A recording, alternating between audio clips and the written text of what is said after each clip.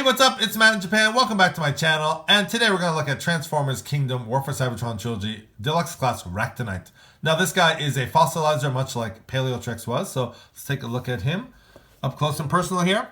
You get some really nice artwork there, as usual. You get a little Predacon tattoo on his bone there, looking very cool. Love the red eyes there. Some nice detail, and it does wrap around to show him in his robot mode. Looking very, very mean looking. And some nice detail. The art is awesome as usual, so I'm not going to take too long. You got your standard run-of-the-mill packaging here, product information on the bottom. You have your Kingdom logo and War for Cybertron symbols and such up there. On the side, you get your Kingdom artwork, and you have the Authentics logo down there. Transformers Kingdom War for Cybertron. On the back, you get Ractonite in his robot mode, and he does pull apart to weaponize some smaller figures, or any figure for that matter. But on the box, it shows Huffer being upgraded there. Very cool. And he converts in 16 steps to his Dino mode. So we'll take a look at Ractonite here, get him out of the box, and see what he's all about. All right, so here we have Ractonite out of the packaging, and let's take a quick look at this guy. Looking very, very cool. Really love the design of this guy. Kind of like the way he looks, sort of very short and stout.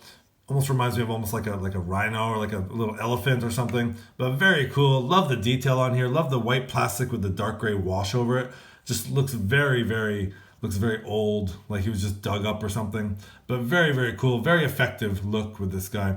You get a little bit of red paint for the eyes and a lot of nice sculpted detail on this guy. You do see there's a little bit of sculpting for the teeth. Really, really small teeth there. But going down the figure here, you do see a lot of cool detail in his rib cage. You have this sort of sculpted in bone part here, which is really cool. And going down, you do get some nice sculpted detail on the tail as well as the spine. And it's a little bit darker gray on the back here. It does have a little bit darker gray wash on the back part there. But overall, yeah, this guy came out really cool. Really loving the look of this guy. You do see the Predacon symbol right there on the upper arm. And yeah, very, very nice. So articulation for this guy, he's a fossilizer, so he does come apart, obviously. But there is a hinge back here for the tail.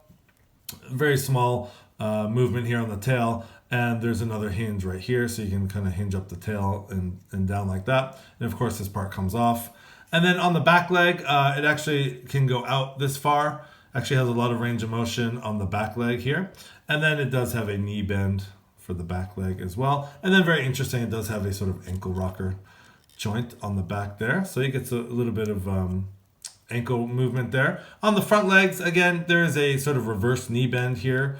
So there is a joint right there that you can bend back like that. And then there's nothing really on the foot. Now there are some exposed pegs here, but there's really not a whole lot you can do with them. Again, because he is a fossilizer. It is more just, they kind of act as heel spurs in this Dino mode.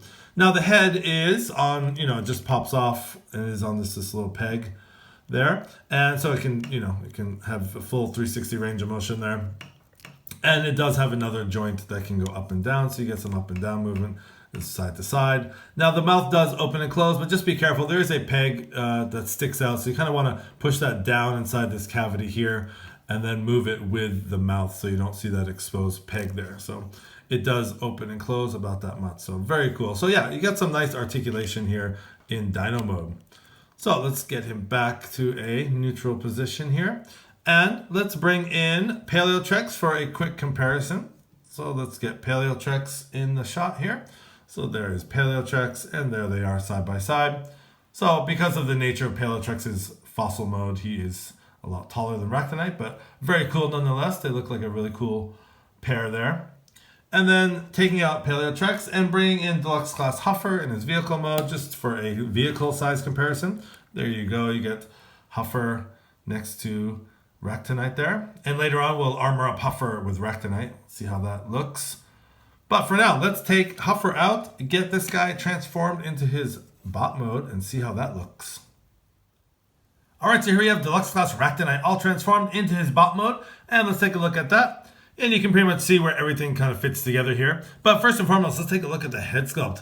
The head sculpt is very cool. I really like it. It's nothing like I've ever really seen before on a Transformer figure. So very, very cool. Almost kind of has a very movie-like look to it. Very alien-like You get some red paint for the eyes. Trying to get it close up here. You get a little bit of sculpted detail on the forehead there. And you have sort of a black mask there covering his mouth. And the visor does come down over his face, over his eyes, which you need to cover for Dino mode. So that is an option there. You can cover his face like that. So that's cool. And going down the figure, I mean, much like you saw in Dino mode, again, you can see where everything fits in. But very cool. Just going down the figure. Again, you get that ankle rocker tilt there. And you know, as far as articulation, it's the same exact as you would expect. I mean, this comes apart there, so you get obviously a waist swivel. You get kicks back and forth and out like this. You get a knee bend. Again, you get that ankle rocker joint there. You can do the full 360 on his arms, obviously. You can get a little bit of range of motion there. He has the elbow there, and same on this side. You can get the full 360 there. And you can get a little bit of outward motion because of the way this is here. And you get the elbow and things like that. So he doesn't really have any hands, which is, it's okay. I kind of don't really like the way this looks with just the peg sticking out. I mean, you can kind of put it up like that, but I don't know if that really makes it any better. But out of packaging, he does come like this with his pegs exposed. So, I mean, I guess you could add on some other weapons or something to kind of make it look a little better, but as it is now, I don't really like the look of just that sort of exposed peg for the hand. Another thing is he looks just much like his Dino mode. He's very kind of stubby looking in his robot mode, but it is what it is. Not much you can do about that. So let's get him stood up here, and then we'll bring in Paleotrex for a comparison. So there's Paleotrex in his robot mode. And actually they, in robot mode, they compare pretty well. I'd say Paleotrex is a little bit taller, but not by much. And just for another size comparison, let's take the Kingdom Huffer and put him right in the middle there. And that is how they compare with Deluxe Class Huffer. So very cool. Let's take a look at Huffer's powered up mode with Ractonite. So the first iteration of this sort of power up mode using Ractonite is this huge axe, I guess, or hammer. Not sure what it's supposed to be. Not axe, it looks more like a hammer. But anyways, he is just balancing this thing. I don't dare move him because it's way too heavy for him to hold. But in the directions, this is one iteration of the weapon you can use for Huffer. So yeah, I think it's supposed to be some big, I don't know, looks like a big hammer. But again, it is very, let's just see if I even just touch it. Boom, there you go. Huffer's putting the hammer down. So it's very heavy, as you can tell. But that is the first iteration of the sort of power-up mode using Ractonite. Let's take a look at the next one. All right, so here's the second configuration with Huffer and Ractonite, and I like this one a lot better. That sword or whatever it's supposed to be, it's still very heavy on him. Huffer is a pretty small figure, so it is kind of weighted, so I don't dare really move it. But you see how you can put the head on the side with the pegs. And I really like the look of this part on the back. You see the little, almost like missile sticking out. So I definitely like this look a lot better than the previous one with the hammer.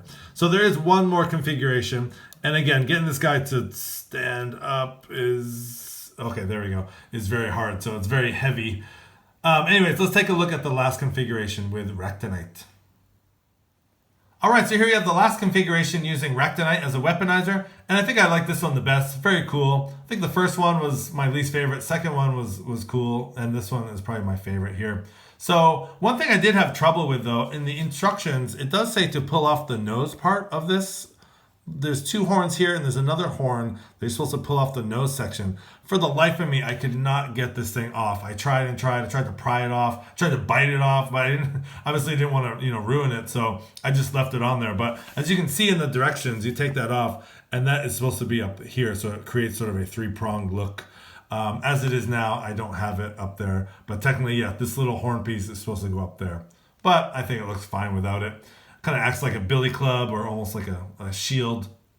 But very, very cool. So you can use Ractonite to upgrade and power up your other figures. Very cool. A lot of playability with this figure, much like Paleotrex. So this has been the Deluxe Class review for Ractonite, and I really like him a lot. I really like the way he looks. A lot of playability again, and yeah, just a fun figure just to have. So anyways, this has been Matt in Japan. Thanks for watching. Please like, comment, and subscribe. Have a great day.